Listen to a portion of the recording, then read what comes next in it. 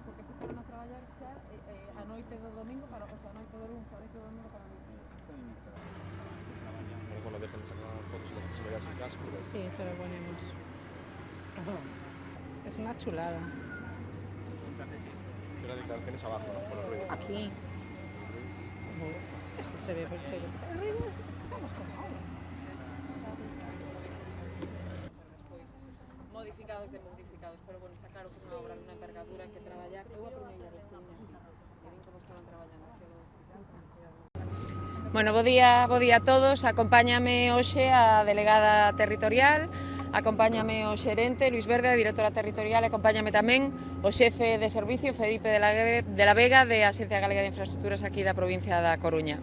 A verdade é que teño que dar a noraboa, en primeiro lugar, os técnicos da Axencia Galega de Infraestructuras por todo o traballo e esforzo realizado, tamén, por suposto, a empresa constructora, tamén a delegada que fixo un traballo diario, por suposto, a vos, aos medios de comunicación, por esa campaña publicitaria que fixechedes, que axudou tamén a que se fose máis fácil.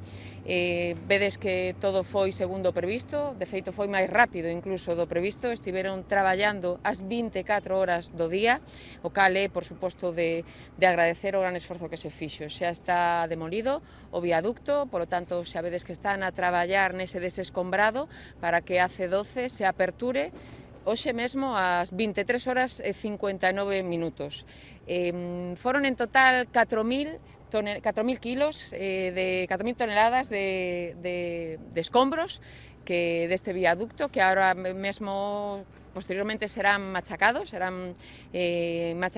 acopiados e reutilizados. Esa economía circular da que tanto temos que abogar, pois serán reutilizados nese futuro viaducto destes anéis. Sabedes que fai pouco rematamos a demolición do hotel de Doentes, que nos permite continuar por esta senda, por esta obra. Por lo tanto, os traballos continúan agora coa demolición dos vanos do viaducto que restan, pero xa coa C12 aperturada.